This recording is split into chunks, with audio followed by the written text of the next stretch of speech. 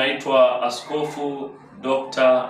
Zakayo Mkemwa wa huduma ya uponyaji na ukombozi Tanzania. Nikutakie heri ya mwaka mpya. Tumeingia mwaka mwingine, heri ya mwaka. Mwaka huu 2026 kiroho ni mwaka wa mafanikio makubwa. Ni mwaka ambao watu waliofarakana wanakwenda kurudiana kuwa wamoja.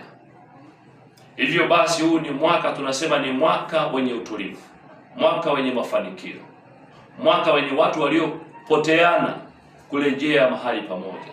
Iwe ni kama watu ambao mlitarakiana mkagombana kwa vitu vya ajabu ajabu, Mungu bado ana nguvu ya kuweza kuwarejesha, kwa sababu tuna imani katika ndoa za Kikristo. Ndoa inasema Mungu aliyewaunganisha hakuna mwanadamu wa kuwatenganisha. Kwa hiyo inawezekana kuna mwanadamu aliwatenganisha akawavuruga na kuharibia, lakini iko nguvu ambayo Mungu anakwenda kuiachilia kwenye mwaka huu wa 2026.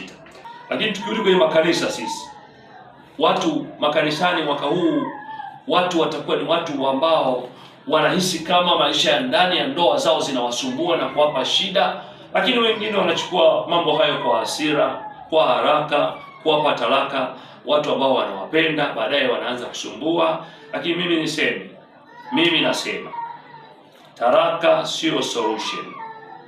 Solution ni moja.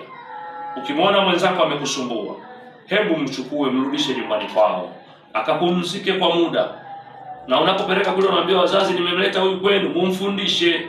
Akishakuwa tayari amebadilika, niko tayari kutuma nauli au niko tayari kumfuata, ukamchukue mke wako urudi naye uone, je, kweli amebadilika ulipompeleka nyumbani kwao. Na hata Biblia imeruhusu hilo, na baada wanasema mrejesheni nyumbani kwao ili akajifunze tabia, na baada ya hapo atakaporudi atakuwa ameshanyooka.